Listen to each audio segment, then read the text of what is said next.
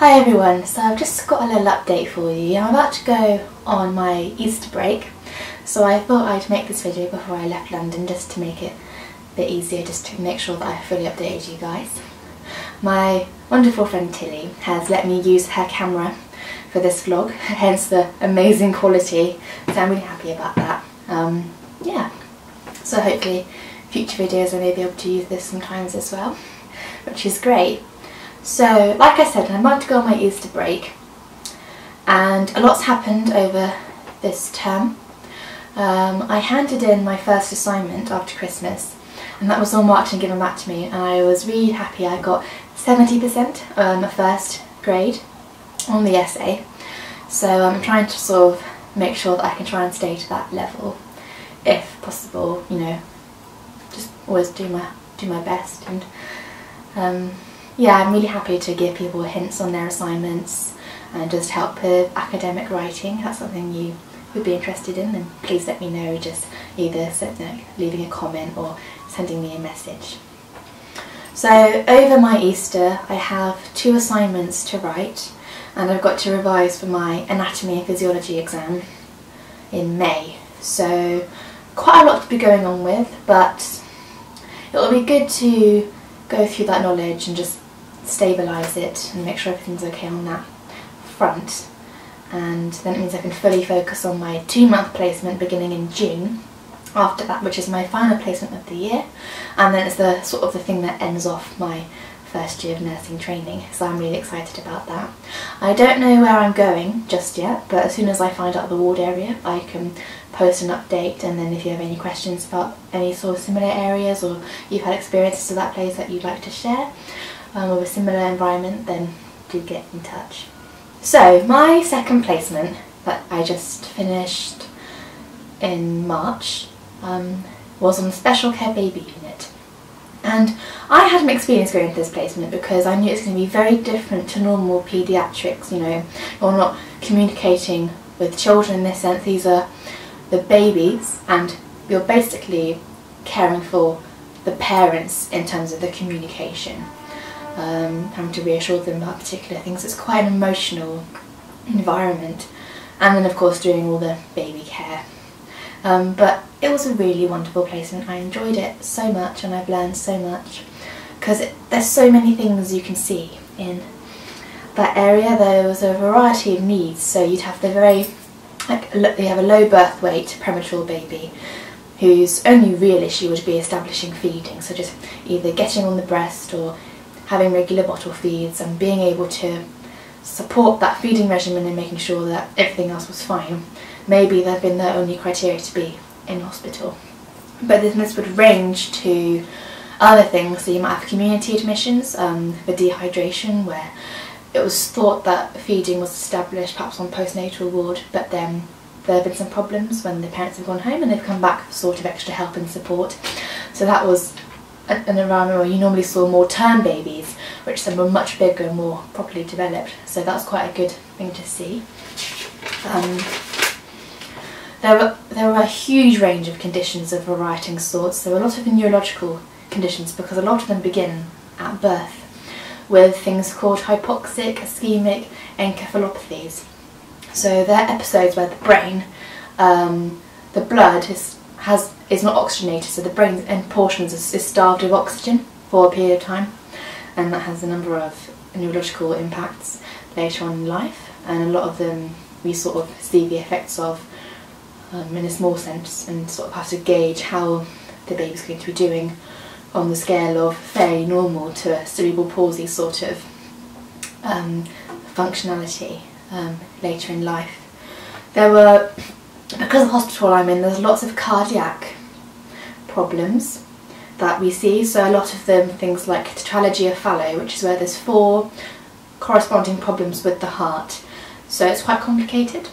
So that's quite an interesting disorder to look up and find out about, especially if you find cardiac disorders something interesting. There's also Epstein's disorder, where the tricuspid valve of the heart is malformed, and this causes backflow of the blood, and that causes its own problems. And those are just a couple of examples. There's quite a few cardiac problems that I saw There's a lot of gut issues like necrotizing enterocolitis and short gut, things like that, all to do with tissue within the bowel not being very unstable, especially in premature babies, because their whole immunity isn't developed and it's a very sensitive area. Sadly, this thing can happen where the bowel tissue dies and the baby is left with a very small gut, and this means they have problems with absorbing water, absorbing nutrients, and essentially means they're put on something called total parenteral nutrition. So it all goes in intravenously. That's how they get their nutrition, and it has quite severe implications later on in their childhood, but it is something we see quite a bit of. It's quite rare generally, but again, with the hospital I'm at, we get the sort of a number of cases from around the country, so I was able to see a few cases of that. There were also other conditions, like having a cleft palate and lip. I saw that for the first time and saw specialist nurses working with families through that, which is quite interesting. I also saw something called an exomphalus, where all your intestinal organs, all your internal organs form outside of the body, and they go back into the body before birth, and you grow around that. But an exomphalus is where around the sort of intestine area and all those corresponding organs, there's a sort of sac covering them, and it's exposed out of the body, and it can be dealt with surgically, but that was quite interesting to see how this error in development had led to this happening. So, and then also seeing all the organs within this sac was really interesting, and seeing how they could deal with that. Then there were quite common things like chronic lung disease. It's quite a common thing in neonates to have difficulty with not necessarily breathing per se, but because of the effort that comes from breathing and the energy it uses if they've got compromised lungs. So a lot of them go home on oxygen. But generally speaking, it doesn't impact too much into their later life. It may just mean they're more likely to get things like bronchiolitis, which is quite serious, so to look out for that. And things like asthma are more likely to be conditions to look out for. So, like I said, there's a huge variety of patients and so much to learn, much more than I definitely thought there was at first. I was thinking looking after newborn babies seems quite simple, but the whole nature of Ask a Boom meant we saw such a diverse range of conditions, and I just feel like I've learned so much, and also how to just deal with these different systems as well.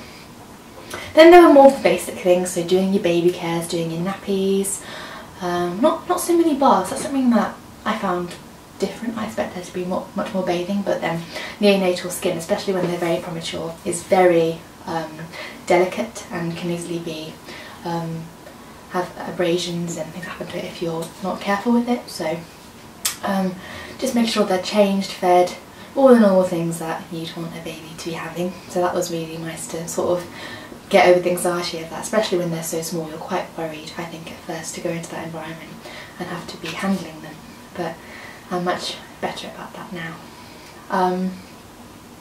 There was also an organisation called Bliss, which is made known across the UK, and they're a sort of organisation for parents and families who've had premature children and babies, and how they sort of support for them in terms of, you know, what's going to happen to my baby, what can I do, when are we going to go home, what's going to be the implications of this.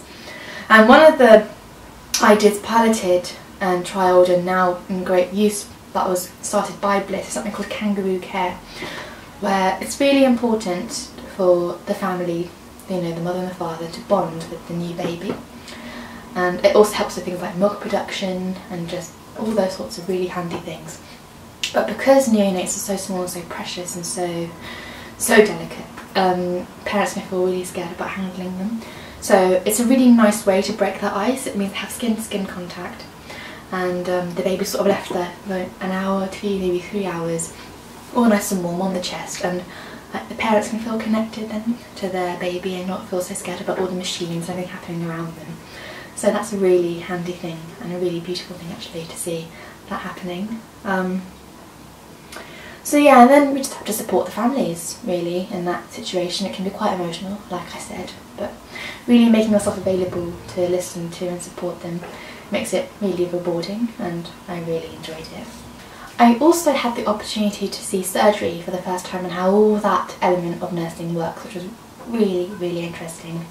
I went down with one of the babies for a hernia repair, so not necessarily a complex issue of its own, but surgery took longer than normal because it turned out that the baby not only had a hernia on one side in Greenleaf, but also on both sides bilateral hernias. So I saw this baby when he was being sedated, in surgery, in the theatre and in recovery, and was able to sort of reassure mum in that way that someone who knew him was there, which was really great, and that was a really big learning experience. So I'm feeling now, with everything I've learned, that honestly I think my mind expanded like tenfold. It's really sort of hard to explain to people, but just having started getting that awareness and employing it in a helpful way, so starting to plan and deliver care, knowing when you have to prioritise things more and taking on more than one patient, it's something that I want to start getting used to, because I know that when I'm qualified I'm going to be having a number of patients to look after and I can't be just focusing on one, trying to get myself used to that sort of dynamic of whichever area I'm in, and just shaping how I want to be as a practitioner. So yeah, I'm feeling like I've learnt so much since I came all shy in September to start my course, and I've made so many amazing friends, and really London's been a wonderful place for it, I'd say. So if you have any questions about neonates, if you're going to go there soon, or if you have any experience you want to share, or any other placements, or just going to your first clinical placement, or struggling with clinical placement, then please do talk to me. And if there's anything you specifically would like me to make a video about, please do let me know, because I mean, I'm making these videos for you guys. I mean, personally for me, so I can reflect on what I've done, and how far I've come, and things I can change and things I will do differently.